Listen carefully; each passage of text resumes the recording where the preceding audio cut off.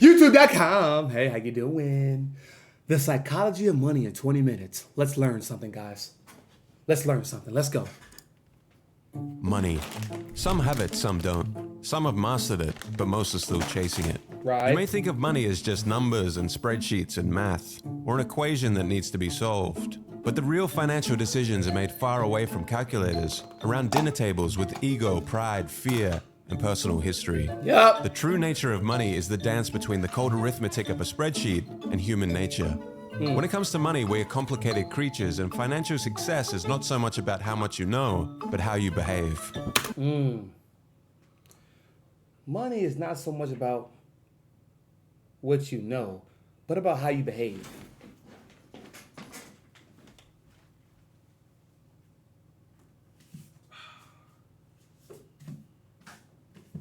Hey, love it. I'm gonna shine. Look at your favorite streamer. Do his big one, huh?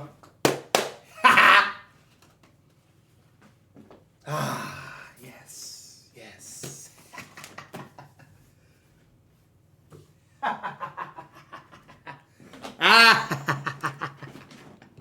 Lick it, yo. This video was inspired by Morgan Housel's amazing book, The Psychology of Money. Let's delve into the strange and human side of money.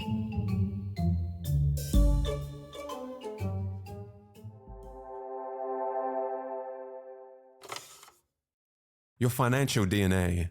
You aren't crazy. We all come from different generations. And before he gets going, this is so very important. Your financial DNA, what you come from, like the subconscious programming of your parents and their parents and their parents and their parents when it comes to money. Oh my gosh, I'm gonna give y'all another one before he goes on and says other books references in his video. Of course, The Psychology of Money and the 7 habits of highly effective people. Read that book. Read that book. And it's literally not just about money. It's a full circle about emotional, what they call it in the book. Not EQ. It's a form of EQ, but emotional. It's okay. So the definition is it is a additive. It is a multiplication of moments that build trust, that build your strength when it comes to anything, right? So in this case, it's emotional. Could be financial, could be physical, could be spiritual, could be energetic. You know what I'm saying? So it is the emotional maturity, if you will. The emotional, what's the word? Emotional trust. That's what it is, JB. Thank you. The emotional trust. So you build emotional trust with the things that you have, and how you behave is a direct correspondent to how much you trust or distrust what you got. I just told my brother the other day, I said, yo, look, like he's now at that age where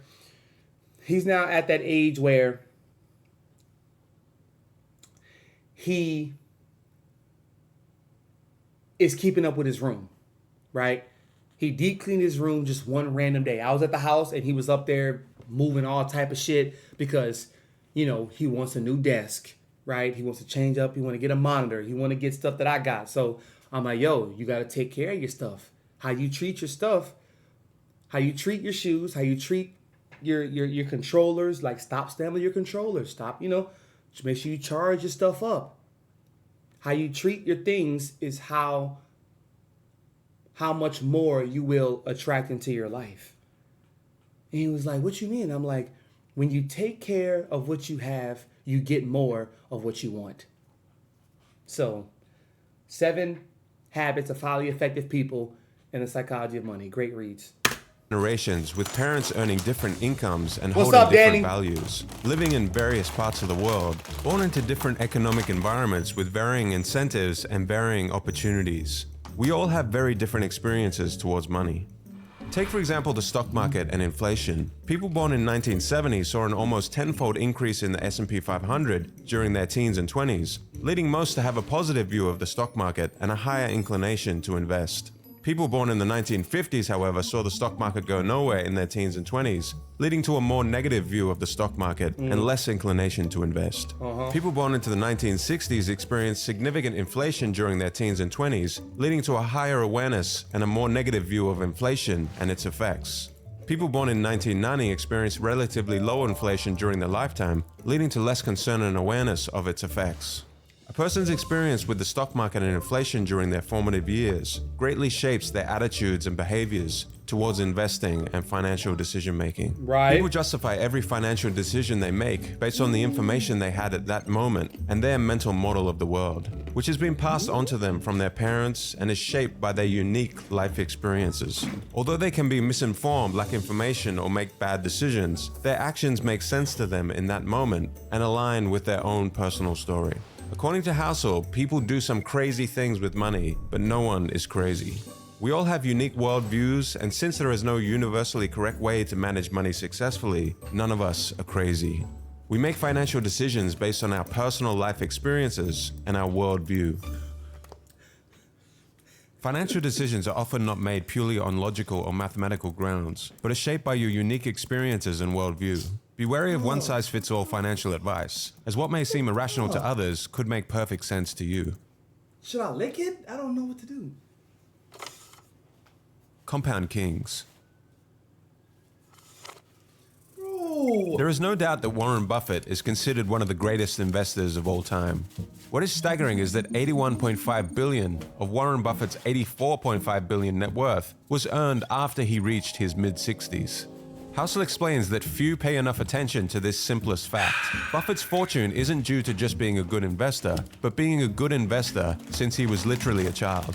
As a result of investing from the early age of 10, Buffett was able to harness the power of compounding. God damn. So what is compounding in a nutshell? Let's say you invest $1,000 at an interest rate of 8%. Okay. Your initial investment would earn you $80 after 1 year. If you compounded your total of $1,080 at 8% interest the next year, you would now earn $86.4. You've earned money on your initial investment as well as the interest you earned on the principal.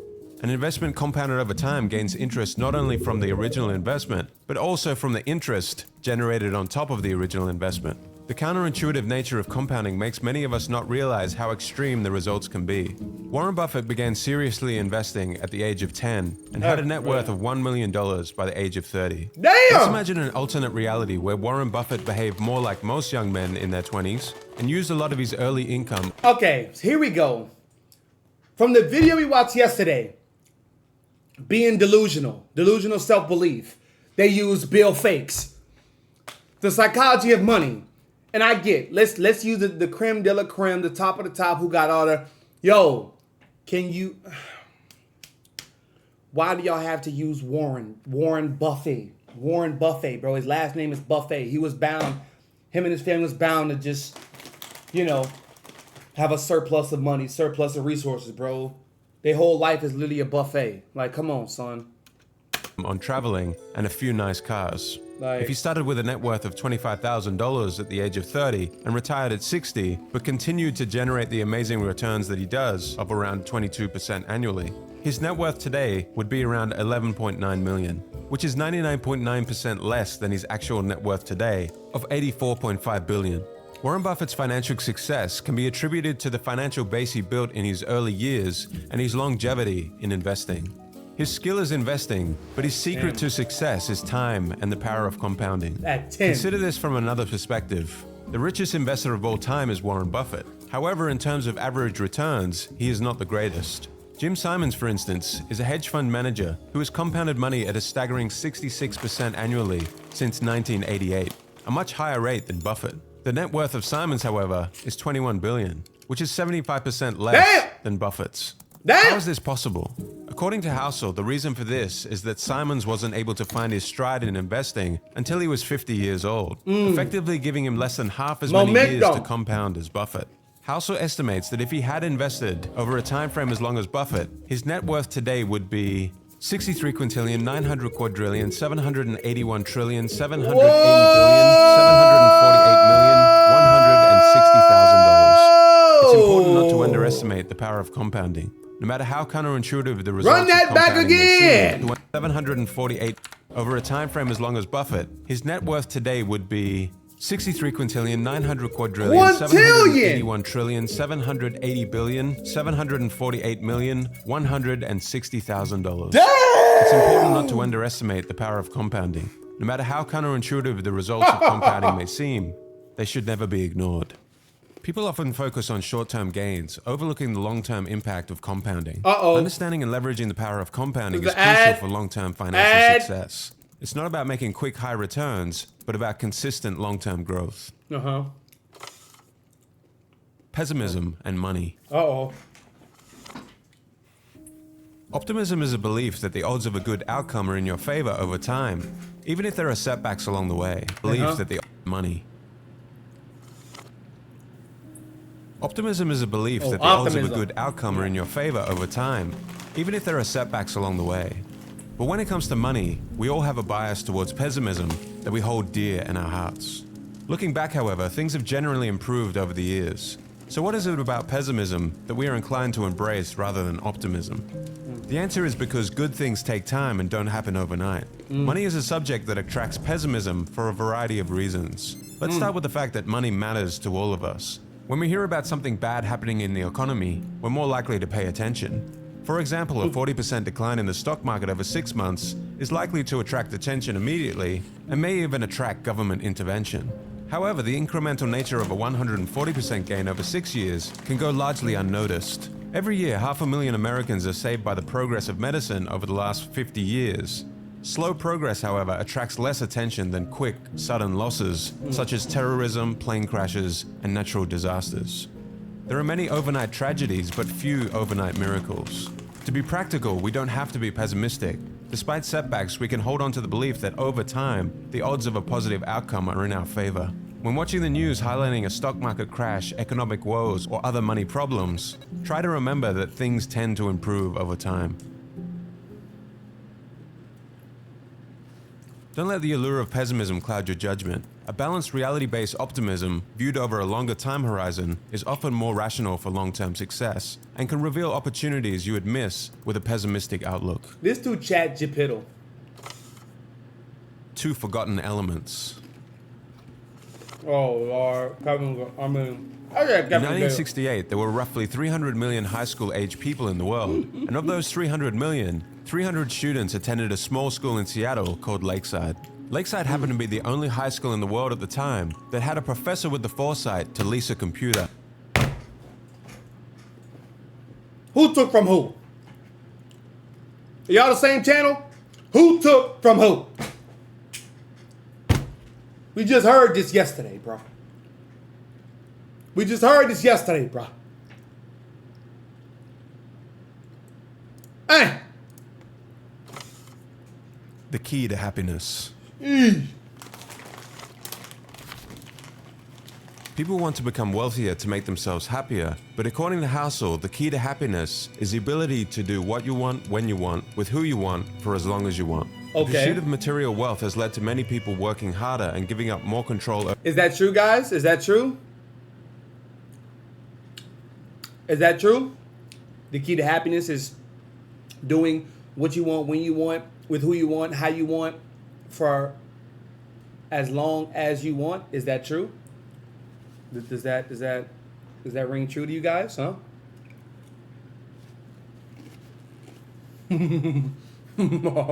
Whoa.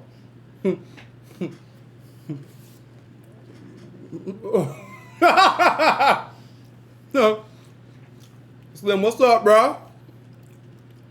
Over their time, despite being richer than ever before. However, studies show that having control over your life is the most dependable predictor of positive feelings of well-being, more than your salary, house size, or career prestige. Ultimately, controlling your time is the highest dividend money pays. Pursuing money without valuing time is like filling a bucket with a hole in it. No matter how much water you pour in it, it will continue to leak out. Similarly, no matter how much money you accumulate, it won't bring lasting happiness if you don't have control over your time. Okay.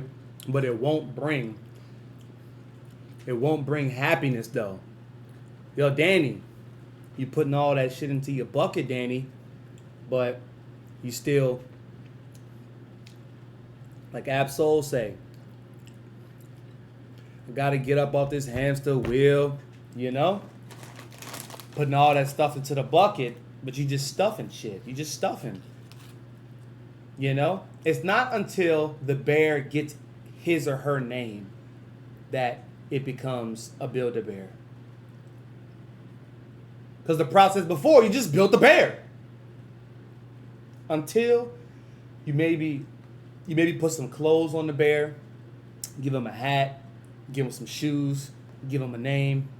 Now, it's a bear. I like that. And can't enjoy the fruits of your labor. Likes that. Prioritize gaining control over your time when considering how to use or invest your money. The freedom to do what you want when you want is often more valuable than any material possession. Tail events. Heinz Begruen, a man who fled Nazi Germany and settled in America, became one of the most successful art dealers of all time. Damn. He collected a massive amount of art, including works by famous artists like Picasso, Klee, and Matisse. In 2000, he sold part of his collection for over 100 million euros. But what was his secret to acquiring so many masterpieces? Was it skill? Was it luck? According to Horizon, a research firm, great investors buy vast quantities of art and hold on to them for a long period of time. They wait for a few of those paintings to become well known and worth a lot of money, even though most of the paintings they bought were not worth very much. In other words, it's not about being right all the time, but having a diversified portfolio and waiting for just a few winners to emerge. Perhaps 99% of the work someone like Begruen acquired in his life turned out to be of little value. He could be wrong most of the time, but that doesn't particularly matter if the other 1% turns out to be the work of someone like Picasso. These events are known as long tails, when a small number of events can account for the majority of outcomes. The long tails of Begruen's art collection are what led to his ultimate fortune. The story of Begruen teaches us a valuable lesson about investing, and this long tail concept also applies to many aspects of business and Box, investing. what's up, bro? The obvious example is venture capital. Most What's of the good, Nate? startups in a VC fund will fail and lose Happy money Friday, for the fund, bruh. but all they need are a few outlier startups which make 20x returns to make up for these losses. Take Amazon for instance. In 2018, it drove 6% of the returns on the S&P 500, even though it is just one company. All right. I'm gonna be real here. This video is, this video is, you know, this video is just giving us a whole lot of fluff, a whole lot of added Yankee stuff. Okay? Let's go to the real, let's see, the real price. Let's see. The real price. There you go.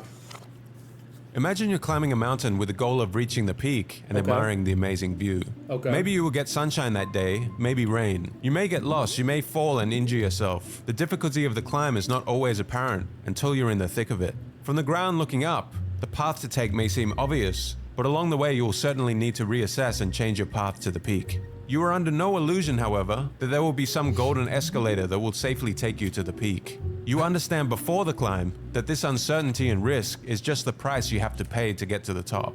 But when it comes to investing in the stock market, many people think they can avoid the uncertainty and risk and get something for nothing. Housel likens the stock market to getting a new car. If you want to get a new car, you have three options. You can buy a new car, buy a used one, or you can steal one. The new car is a higher price, but the reward is greater. Think of a new car like aiming for 12% returns from the stock market. The used car is cheaper, but also comes with less reward. The used car is a much safer investment, but only returns 4% per year. Stealing a car is like trying to get something for nothing. Right. 99% of people would avoid stealing the car because the consequences outweigh the benefits. However, when it comes to the stock market, people seem to be under the impression that they can take option 3 and steal from the market. They try all kinds of tricks and strategies to get good market returns without paying the price, attempting to sell right before the dip or buy before a boom. Consider, for example, wanting to earn an 11% return over 30 years in preparation for your retirement. From 1950 to 2019, the Dow Jones Industrial Average has returned about 11% per year. God Over damn. those 69 years, however, Yo, y'all heard that? We got a fucking bazooka outside my shit.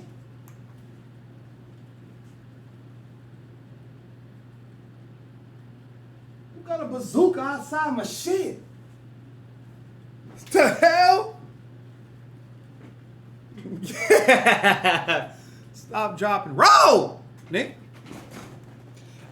Okay, we're done with this video, guys. We're done with this video here. Escaping ordinary. This was a good video. Okay, this was a God damn, I can't even speak. The douche. I'm hearing RPG bazookas just have a tongue fight outside my house. Like, yo, do I need to go out there with my shit? Yeah. Nah, but this video was good for I guess people needing a wake up call with the stock market or something like that. Who's really invested crazy in the stock market, or like, you know, hedge funds, retirement funds, anything in the stock market really. But I felt as if this video didn't really give us much. This video didn't really give us much. Now, JB, what were you looking for? I guess more. I mean, he kind of made this like a book, the title like a book. So I was really thinking that he would make some of this stuff with quotables and like maybe some different examples. I mean, what, you gonna take the whole nigga book and just put it all in the video? But shout out to you, man. We're still posting this.